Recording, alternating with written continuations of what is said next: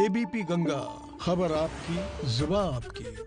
कृषि कानून पर मचे घमासान के बीच इस बार प्रदेश सरकार किसानों के मसीहा के तौर पर मशहूर पूर्व प्रधानमंत्री चौधरी चरण सिंह की जयंती को भव्य तरीके से मनाने जा रही है। इस बार पूरे प्रदेश में इस किसान सम्मान दिवस को बड़े स्तर पर मनाने के लिए बाकायदा आदेश जारी किए गए। साथ ही चौधरी चरण सिंह को श्रद्धांजलि देने के साथ ही प्रदेश में उन्नत खेती करने वाले किसानों को मुख्यमंत्री लोक भवन में सम्मानित भी करेंगे।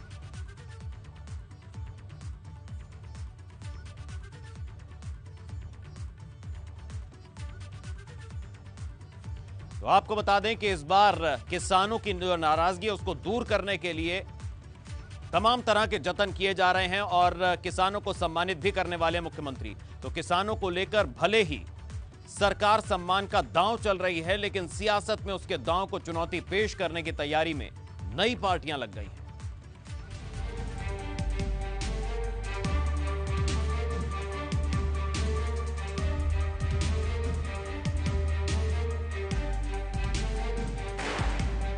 सत्ताईस दिन से आंदोलन कर रहे किसानों को अंदाजा भी नहीं होगा कि सरकार उनके आंदोलन की काट अपने ही तरीके से निकाल रही है। किसानों की मांग पर विचार करने के साथ ही वो उनकी समस्याओं और समाधान के लिए अलग अलग रास्ते खोजने में लग गई है। सिर्फ केंद्र ही नहीं बल्कि प्रदेश की सरकारें भी इसी मुहिम में जुटी हैं। यूपी की बात करें तो किसान आंदोलन के बीच योगी सरकार ने अपना सारा फोकस किसानों पर ही कर रखा है। जगह जगह किसान सम्मेलन आयोजित किए जा रहे हैं। अब एक और बड़ा फैसला किया गया है। यह फैसला किसानों को भावनात्मक तौर पर साथ जोड़ने वाला है।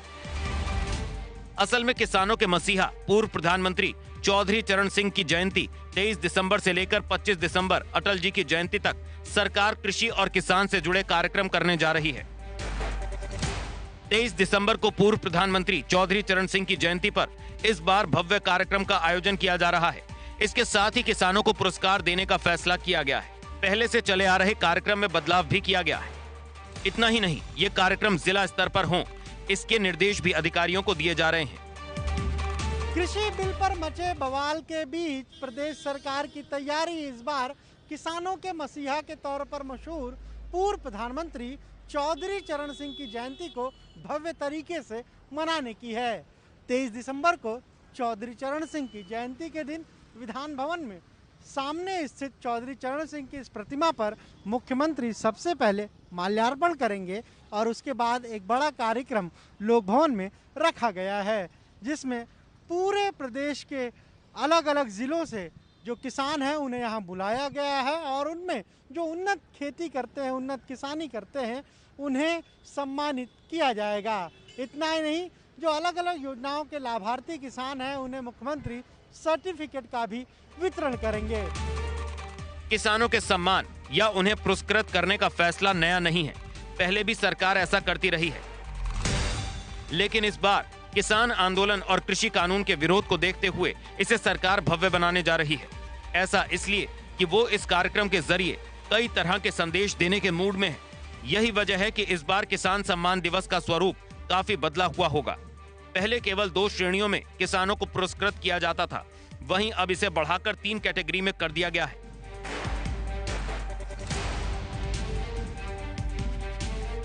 इसमें रबी में आने वाली 4 फसलों की उन्नत खेती करने वाले किसानों को सर्वोच्च पुरस्कार 1 लाख रुपए, दूसरे नंबर पर आने वाले किसान को 75,000 का नकद पुरस्कार और तीसरे नंबर पर आने वाले किसान को 50,000 का पुरस्कार दिया जाएगा।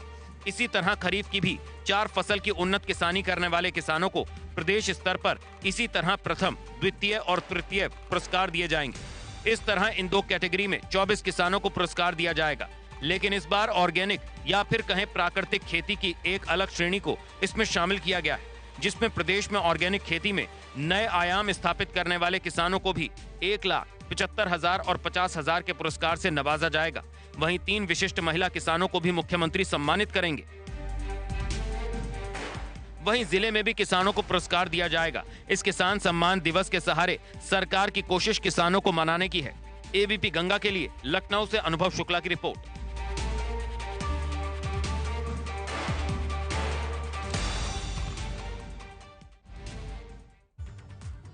चलिए, तो देखा आपने इस रिपोर्ट में किस तरह से किसानों पर सरकार का यह नया दांव, सम्मेलन भी सम्मान भी। लेकिन बड़ा सवाल यही, क्या सम्मान से बनेगी बात? क्या मान जाएंगे किसान और आंदोलन वापस लेंगे?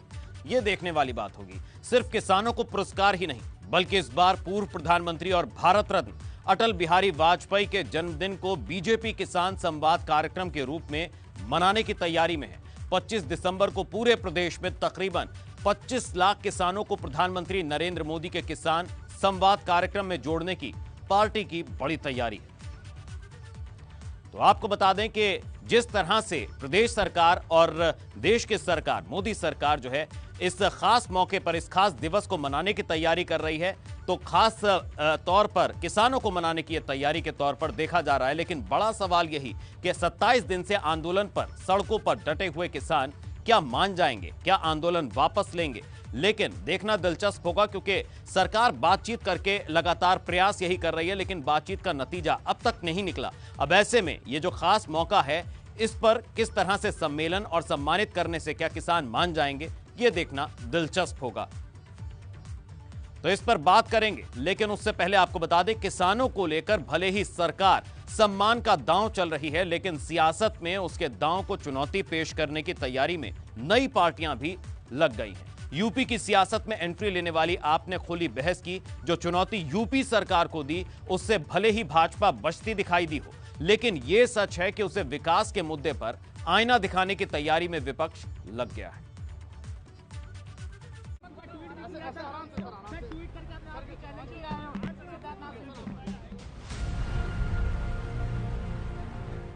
उत्तर प्रदेश की सियासत में ये वो मौका है जिसका माकूल जवाब दे पाने की हालत में भाजपा नहीं। दिल्ली के डिप्टी सीएम मनीष सिसोदिया की पहले चुनौती, फिर यूपी की राजधानी में तयशुदा 22 दिसंबर के वक्त पर मौजूदगी और खुली बहस के लिए तैयार किया गया मंच। भाजपा की योगी सरकार के प्रवक्ता सिद्धार्थनाथ सिंह को खुली चुनौती, उनकी गैर मौजूदगी में उनके नाम की खाली कुर्सी।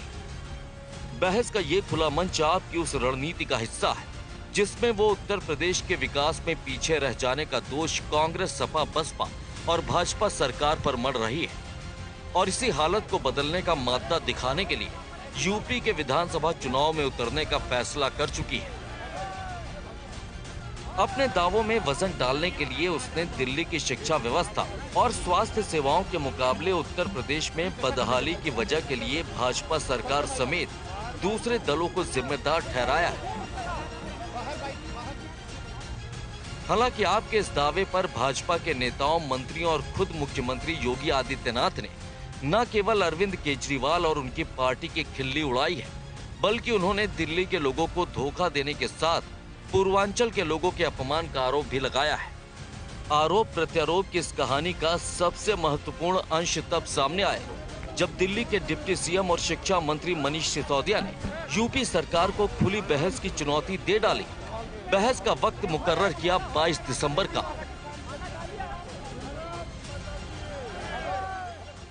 उत्तर प्रदेश सरकार के मंत्रियों ने, योगी जी के मंत्रियों ने मुझे चुनौती दी कि हम आके स्कूल देख लें, उत्तर प्रदेश के गांवों के स्कूल देख लें। मुझे ये दोनों चुनौतियां स्वीकार हैं। मैं ये दोनों चुनौतियां स्वीकार कर रहा हूं। मैं उत्तर प्रदेश के उन मंत्रियों को, सिद्धार्थनाथ सिंह जी उत्तर प्रदेश के शिक्षा मंत्री जी भी हैं और कई और मंत्री हैं जिन्होंने चुनौती दी, मैं उनको चुनौती देकर कहना चाहता हूं कि अब मैं बहस करने के लिए तैयार हूं, मैं आ रहा हूं। 22 दिसंबर को मनीष सिसोदिया लखनऊ भी पहुंच गए। बाकायदा एक मंच तैयार किया गया जिस पर मनीष सिसोदिया के साथ आपके यूपी प्रभारी संजय सिंह भी दिखाई दिए। इसी के साथ दिखाई दी एक खाली कुर्सी भी जिस पर कैबिनेट मंत्री सिद्धार्थनाथ सिंह के नाम की पर्ची नजर आई। इसी के साथ दिखाई दिया खुली बहस का बोर्ड जिसके तहत यूपी और दिल्ली के शिक्षा मॉडल की तुलना और बहस का मुद्दा तय करना था। इस दौरान दिल्ली के सरकारी स्कूलों में हुए कायाकल्प का एक वीडियो भी मीडिया के सामने मनीष सिसोदिया ने पेश किया और साफ किया कि यूपी सरकार दिल्ली के 16 लाख लोगों की बात तो करती है, लेकिन उसके पास यूपी के करोड़ों लोगों की शिक्षा के बदलाव का एजेंडा क्या है, ये बताने की फुर्सत नहीं है। दिल्ली में हम बता सकते हैं आपको, हजारों स्कूल जहां कायाकल्प भी हुआ है। आज रिजल्ट दिल्ली का 98% आने लगा है। आज हमारे बच्चे सरकारी स्कूल में पढ़ के बिना कोचिंग के आईआईटी के एग्ज़ाम क्रैक करने लगे हैं। एक स्कूल से 5-5 बच्चे जाने लगे हैं। इस तरह के भी हम स्कूल दिखा देंगे। आप बताइए आपने स्कूल में क्या किया है। आप बताइए कितने लोगों को बिजली फ्री दी। हम बताते हैं 70% दिल्ली वालों को बिजली फ्री मिल रही है। इतना ही नहीं, यूपी की स्कूली शिक्षा व्यवस्था की जमीनी हकीकत को परखने की गरज से मनीष सिसोदिया ने एक सरकारी स्कूल का रुख करना चाहा, लेकिन उन्हें रोक दिया गया, जिसके बाद आप कार्यकर्ताओं ने हंगामा भी किया। दिल्ली के डिप्टी सीएम और शिक्षा मंत्री मनीष सिसोदिया लखनऊ पहुंच चुके हैं। इस समय एयरपोर्ट से बाहर निकले। मनीष जी, चुनौती लेकर एक लखनऊ में आप आए हैं। चुनौती को स्वीकार करके मैं आया हूँ। सिद्धार्थनाथ सिंह जी जो योगी के कैबिनेट के मंत्री हैं, उन्होंने कहा था कि केजरीवाल मॉडल वर्सेस योगी मॉडल पर वो खुली बहस करने को तैयार हैं। मैंने कहा कि हम स्वीकार कर लेते हैं। उत्तर प्रदेश में पिछले 4 साल में आपने जो स्कूल बनवाए हैं, जो अस्पताल बनवाए हैं, उन पे बात कर लेते हैं। हमने 5 साल में दिल्ली में जो स्कूल बनवाए हैं उस पे बात कर लेते हैं। तो उन्होंने निमंत्रण दिया था खुली बहस के लिए। मैं आज लखनऊ में हूँ। मुझे पूरी उम्मीद है कि सिद्धार्थनाथ सिंह जी बात करने के लिए आगे आएंगे और या तो मुझे बुलाएंगे किसी जगह और किसी समय पे, या मैं उनको निमंत्रण दे रहा हूँ आए। अभी तक कोई स्वीकार नहीं किया उन्होंने आना। मैं उनसे रिक्वेस्ट यही कर रहा हूं कि पीछे मत हट जाना। जब पहली बार उत्तर प्रदेश के नेताओं के मुंह से शिक्षा पे, स्वास्थ्य पे बात सुनी है, इस बातचीत से पीछे मत हट जाना। अच्छी बात है, इसमें उत्तर प्रदेश के लोगों का बहुत भला होगा। यूपी के सियासी एजेंडे पर बुना गया बहस का ये ताना बाना ट्विटर पर भी आया, जिसमें उन्होंने मुख्यमंत्री आवास से महज 8 किलोमीटर दूर उतरेटिया के स्कूल का वीडियो डालकर उसकी दुर्दशा बताने की कोशिश की। भले ही यूपी की सियासी गणित में अपने नंबर देखने की कोशिश में आप लगी हो और उसे यूपी से कोई जवाब नहीं मिला हो, लेकिन दिल्ली में कभी अपने सहयोगी रहे और अब सियासी अदावत निभा रहे भाजपा नेता कपिल मिश्रा ने उन्हें लेकर सवाल जरूर उठाए। दिल्ली की शिक्षा व्यवस्था पे डिबेट करना है तो एक दिल्ली वाले से कर लो। 10 सवाल पूछे हैं और चुनौती दे रहा हूँ सिसोदिया जी को। जगह भी आपकी और टाइम भी आपका।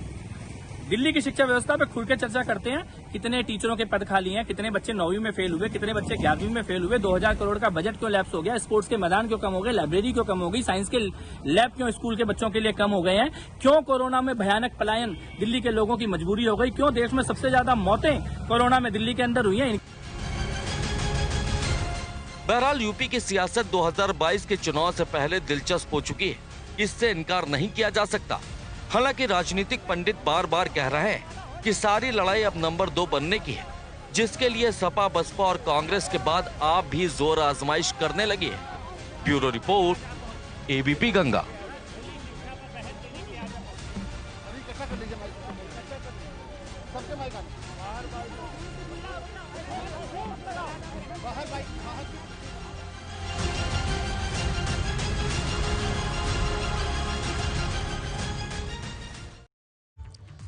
तो दिल्ली के डिप्टी सीएम मनीष सिसोदिया की खुली बहस की जो चुनौती थी वो तो उनकी इच्छा भी पूरी नहीं हो पाई, लेकिन इस बार पूर्व प्रधानमंत्री और भारत रत्न अटल बिहारी वाजपेयी के जन्मदिन को बीजेपी किसान संवाद कार्यक्रम के रूप में मनाने की तैयारी में है। 25 दिसंबर को पूरे प्रदेश में तकरीबन 25 लाख किसानों को प्रधानमंत्री नरेंद्र मोदी के किसान संवाद कार्यक्रम में जोड़ने की तैयारी है।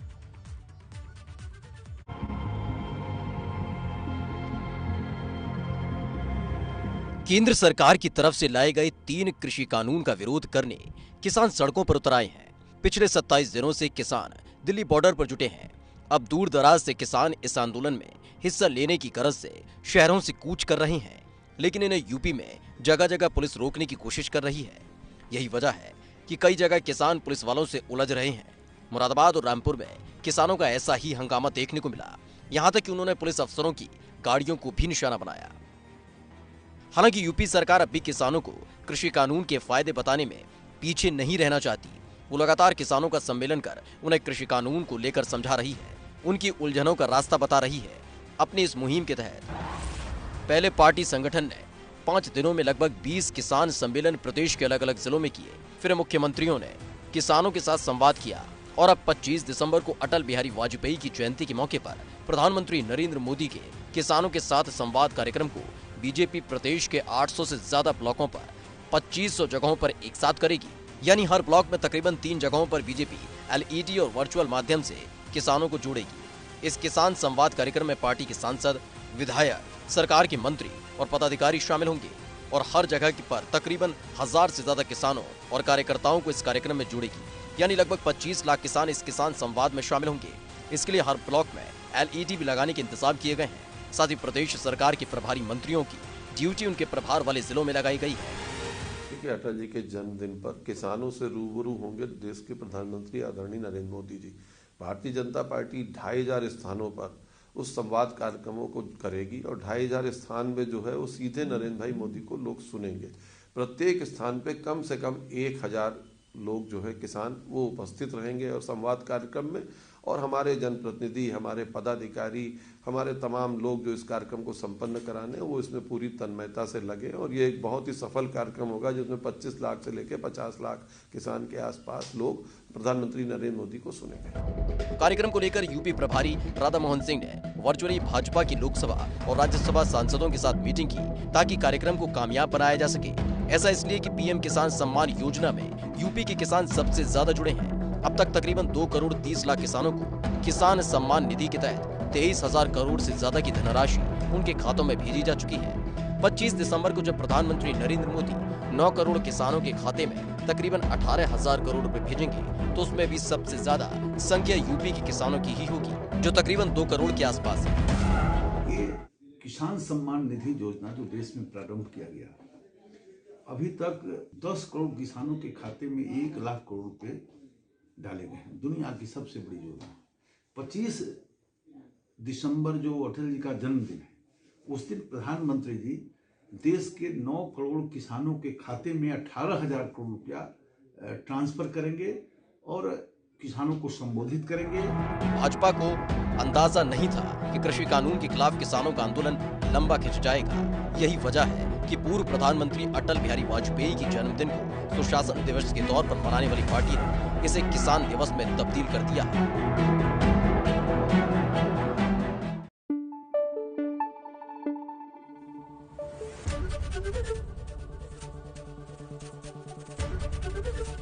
ABP गंगा, खबर आपकी, जुबान आपकी।